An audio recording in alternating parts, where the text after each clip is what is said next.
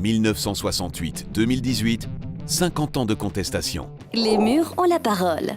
1968, à Paris, à Rome ou à Bonn, des étudiants, des citoyens descendent dans la rue. Ils contestent le pouvoir, l'autorité. Ils revendiquent une démocratie directe. L'imagination prend le pouvoir. Micro ouvert à l'Odéon ou sur les campus, slogans écrits sur les murs, grande marche, sit-in, teach-in, les manifestants veulent changer le monde. En 2018, les citoyens contestent-ils encore? S'engagent-ils? Participent-ils à la vie politique? Et comment?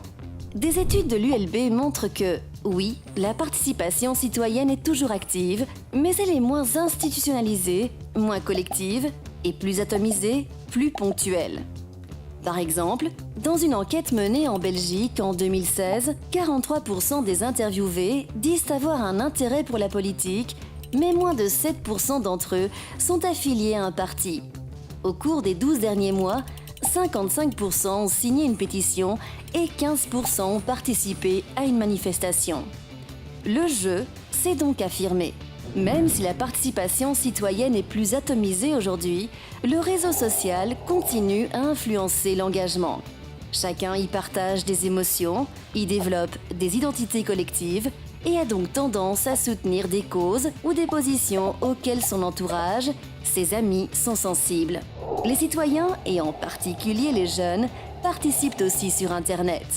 Selon la même enquête, près de 24% des interviewés ont relayé une opinion politique dans les médias en ligne, plus de 15% ont liké ou sont amis avec un candidat ou un parti politique. Mais liker depuis son fauteuil n'est pas lancer un pavé en rue.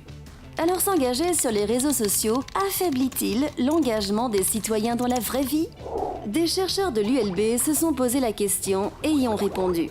Oui, signer une pétition sur Internet, liker des pages ou des posts Facebook peuvent être perçus comme des actions suffisantes et dès lors remplacer d'autres mobilisations. Mais les chercheurs observent que les internautes ne se limitent pas à liker et à partager parce que ce serait plus facile et moins risqué. Non, ils sont attentifs à ce qui est jugé comme nécessaire dans leur groupe d'appartenance. Ils se mobilisent donc seulement en ligne ou également en rue, selon les besoins ou les messages du groupe. Donc, engagement sur les réseaux sociaux et dans la rue peuvent se renforcer. Prenons un exemple.